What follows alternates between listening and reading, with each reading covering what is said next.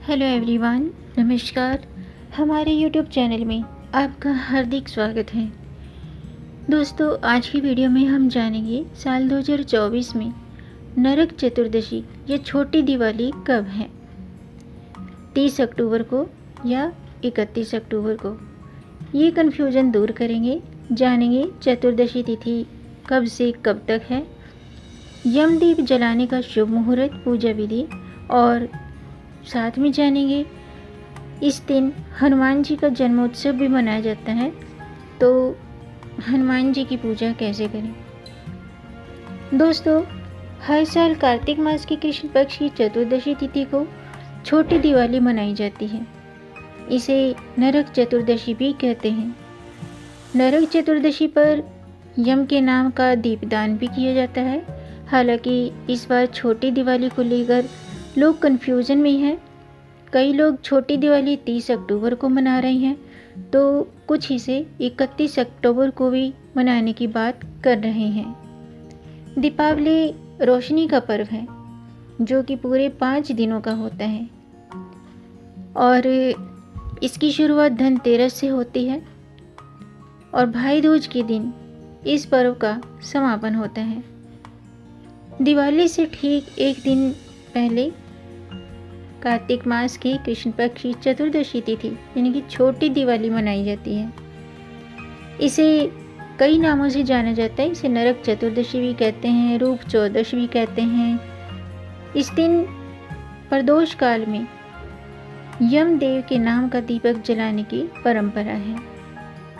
तो आज की वीडियो में हम जानेंगे साल 2024 में नरक चतुर्दशी यानी कि छोटी दिवाली कब है, 30 अक्टूबर या 31 अक्टूबर। साथ में जानेंगे यमदीप जलाने का शुभ मुहूर्त, पूजा विधि, और इस दिन हनुमान जी की पूजा कैसे करें। तो वीडियो शुरू करने से पहले आपसे एक खास बात। दोस्तों, अगर आप इस चैनल पर नए आए हैं और पहली बार आए हैं तो इस चैनल को सब्सक्राइब कर दीजिए और बेल आइकन बटन प्रेस कर दीजिए ताकि आने वाली वीडियो देख सकेंगे आप सबसे पहले। और जिन्होंने मेरा चैनल सब्सक्राइब कर दिया है उनका दिल से आभार। दोस्तों, इसी तरह मेरे चैनल के साथ जुड़े रहिएगा और अपना प्यार हमें देते रहिएगा। वीडियो को अंत तक जरूर देखिएगा ताकि कोई भी जानकारी छूट न जाए, क्योंकि दोस्तों आधी अधूरी जानकारी से पूरा लाभ नहीं मिलता है। इसलिए हमारे साथ अंत तक बने रहिएगा। तो आइए शुरू करते हैं। दोस्तों, दीपावली से एक दिन पहले नरक चतुर्दशी मनाई जाती है और इसे छोटी दिवाली भी कहा जाता है। इस दिन आयु के देवता यमराज की उपासना की जाती है। कहते हैं कि यमराज की उपासना करने से सौंदर्य और दीर्घायु का आशीर्वाद मिलता है। इस दिन भगवान श्री कृष्ण की उपासना भी की जाती है, क्योंकि इसी दिन उन्होंने नरकासुर का वध किया था। इस बार नरक चतुर्दशी यानी कि छोटी दिवाली की तारीख को लेकर बहुत कन्फ्यूज़न है, तो ये कन्फ्यूज़न दूर करते हैं। साथ में जानेंगे हनुमान जी की पूजा साल में 2 बार क्यों की जाती है। दोस्तों, इस साल नरक चतुर्दशी की शुरुआत 30 अक्टूबर को दोपहर के 1:15 से हो रही है। इसका समापन 31 अक्टूबर को दोपहर के 3:52 पर होगा। नरक चतुर्दशी को संध्या काल में दीपदान किया जाता है, इसलिए 30 अक्टूबर को ही नरक चतुर्दशी मनाई जाएगी। और इस दिन हनुमान जयंती भी है। हनुमान जी हिंदू धर्म के सबसे प्रमुख देवताओं में से एक माने जाते हैं। जिस तरह हिंदू धर्म में हर दिन किसी न किसी देवी देवता का पूजन किया जाता है, हर दिन किसी न किसी देवता को समर्पित माना जाता है, ठीक वैसे ही मंगलवार का दिन पवन पुत्र हनुमान जी को समर्पित माना गया है। साल में 2 बार हनुमान जयंती मनाई जाती है और इन दोनों ही जयंती का विशेष महत्व होता है। हनुमान जी भगवान श्री राम के परम भक्त हैं और इनकी पूजा विशेष रूप से की जाती है। हनुमान जी व्यक्ति के सभी दुख दर्द हर लेते हैं, इसलिए उन्हें संकट मोचन भी कहा जाता है। रामनवमी की तरह हनुमान जयंती के दिन विशेष रूप से पूजा करने से सभी संकटों से मुक्ति मिलती है, और जिनकी कुंडली में मंगल दोष है तो मंगल दोष भी दूर होता है, क्योंकि इस तिथि पर हनुमान जी का जन्म हुआ था। लेकिन दोस्तों, क्या आप जानते हैं कि साल में एक नहीं बल्कि 2 बार हनुमान जयंती मनाई जाती है। इसका कारण ये है कि वाल्मीकि रामायण के अनुसार हनुमान जी का जन्म कार्तिक मास के कृष्ण पक्ष की चतुर्दशी तिथि पर स्वाति नक्षत्र में हुआ था, इसलिए इस तिथि को हनुमान जी के जन्म दिवस के रूप में मनाया जाता है। वहीं चैत्र महीने की पूर्णिमा तिथि पर भी हनुमान जयंती के पीछे एक पौराणिक कथा है। यानी कि साल में 2 बार हनुमान जयंती क्यों मनाई जाती है, तो इसके पीछे पौराणिक कथा है जो इस प्रकार है।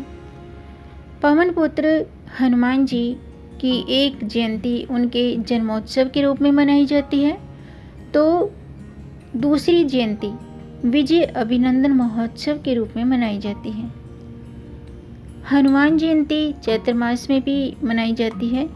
इसके पीछे पौराणिक कथा मिलती है। पौराणिक कथा के अनुसार हनुमान जी के अंदर जन्म से ही अद्भुत शक्तियाँ थीं।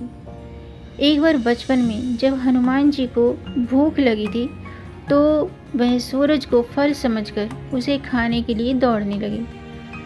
उसके पास जाकर उन्होंने सूर्य को निगलने की कोशिश की, जिससे पूरी धरती पर अंधेरा छा गया।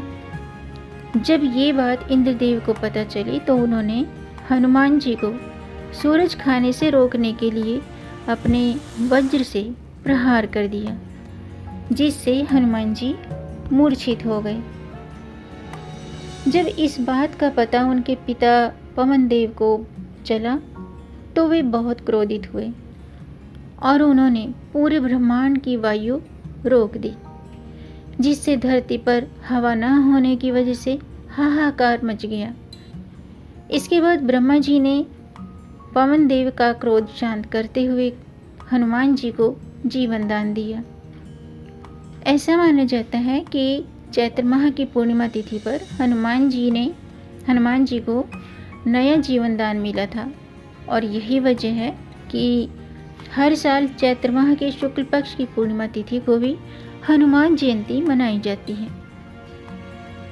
हनुमान जयंती के दिन दोस्तों घर में सुंदरकांड का पाठ करें और ज़रूरतमंद व्यक्तियों में बूंदी के लड्डू का प्रसाद बांटें। हनुमान जयंती पर बजरंगबली को सिंदूरी रंग का लंगोट और पान का बीड़ा अर्पित करना चाहिए। इसके अलावा इस दिन लाल फल जैसे कि लीची, सेब, अनार, इन चीज़ों का दान भी आप हनुमान जयंती पर कर सकते हैं। इस दिन लाल फलों का दान करना शुभ माना जाता है। इसके अलावा इस दिन इन्हें पान का बीड़ा, गुड़ और चना और चूरमा और केले, लड्डू, बूंदी, इमरती और पंचमेवे जैसी मीठी चीज़ें अर्पित करनी चाहिए। इसके साथ ही केसरी भात भी अर्पित किया जाता है। इस तरह से हनुमान जयंती मनाई जाती है, और हनुमान जयंती साल में 2 बार मनाई जाती है। इसके पीछे क्या वजह है ये मैंने आपके साथ शेयर किया। आइए जानते हैं कि नरक चतुर्दशी क्यों मनाई जाती है।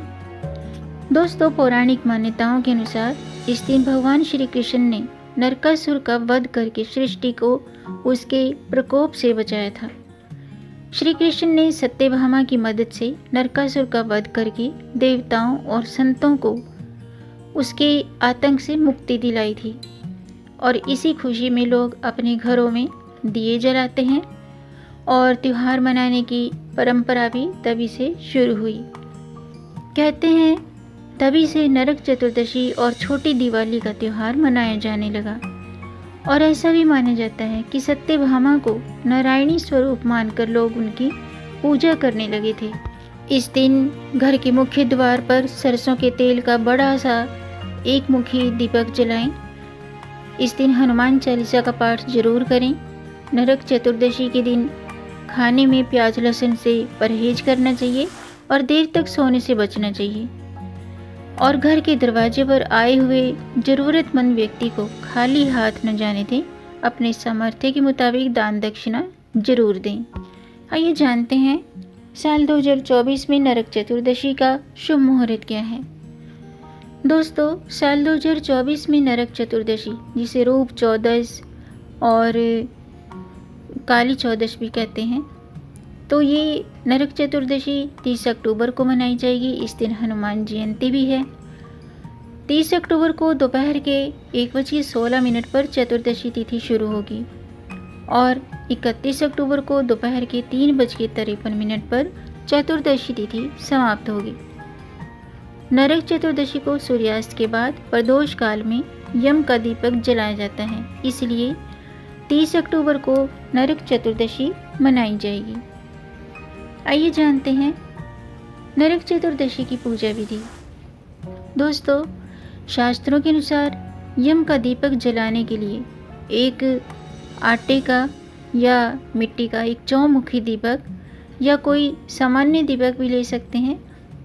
ये दीपक 4 बातियों का होना चाहिए। इसमें 4 बातियाँ इस प्रकार लगाएं जो चारों दिशाओं को इंगित करती हो। इसके बाद दीपक में सरसों का तेल डालकर दीपक जलाएं और इस दीपक को जलाने के बाद पूरे घर में ज़रूर घुमाएं। अब इस दीपक को घर के मुख्य द्वार पर, बल्कि मुख्य द्वार से थोड़ी दूरी पर दक्षिण दिशा में रख देना चाहिए और यम के देवता से परिवार की रक्षा की कामना करनी चाहिए। शास्त्रों में दिवाली की एक रात पहले ही यम का दीपक जलाने की परंपरा है और ये दीपक यमराज के लिए जलाया जाता है। माना जाता है कि नरक चतुर्दशी के दिन यम का दीपक जलाने से परिवार में अकाल मृत्यु का भय नहीं रहता है। नरक चतुर्दशी को यम का दीपक जलाने वालों को जातकों पर यम की कृपा बनी रहती है। तो नरक चतुर्दशी पर पूजा के लिए 2 शुभ मुहूर्त रहेंगे। पहला मुहूर्त सुबह के 5:15 से सुबह के 6:32 तक रहेगा। इसके बाद संध्या काल में यानी कि प्रदोष काल में शाम के 5:35 से शाम के 6:50 तक पूजा का मुहूर्त रहने वाला है। छोटी दिवाली पर दोस्तों स्नान दान का विशेष महत्व होता है। इस दिन सुबह 5:20 से लेकर के 6:32 तक स्नान के लिए शुभ मुहूर्त है। सुबह 11:40 से दोपहर के 12:30 तक अभिजीत मुहूर्त है, जिसमें आप दान धर्म के कार्य कर सकते हैं। इसके अलावा दोस्तों छोटी दिवाली के दिन तिल के तेल से मालिश करें और फिर स्नान करें।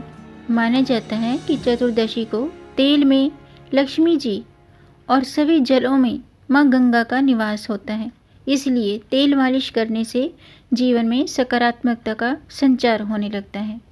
छोटी दिवाली के दिन भगवान श्री कृष्ण और माँ कालिका की आराधना भी करनी चाहिए, हनुमान जी की पूजा करनी चाहिए। इससे परिवार में खुशियाँ आती हैं और सभी तरह की नकारात्मकता दूर होती है। तो आज के लिए बस इतना ही। उम्मीद है आपको जानकारी पसंद आई होगी। अगर आपको जानकारी अच्छी लगी हो तो आप इसे लाइक कर सकते हैं और इस जानकारी को आगे बढ़ाकर अपनी फैमिली में, अपने फ्रेंड्स में ज़्यादा से ज़्यादा शेयर कर दीजिए ताकि औरों को भी इससे लाभ प्राप्त हो। और अगर आपका कोई प्रश्न है या कोई सुझाव है तो कमेंट बॉक्स में ज़रूर लिखिएगा। मेरे चैनल को सब्सक्राइब ज़रूर कीजिएगा ताकि आने वाली वीडियो देख सकेंगे आप सबसे पहले। वीडियो को अंत तक देखने के लिए आपका बहुत बहुत धन्यवाद। मिलेंगे नई जानकारी के साथ, तब तक आप खुश रहें, स्वस्थ रहें, अपना ख्याल रखें और अपनों का भी ख्याल रखिएगा। जय श्री हरि, हर हर महादेव।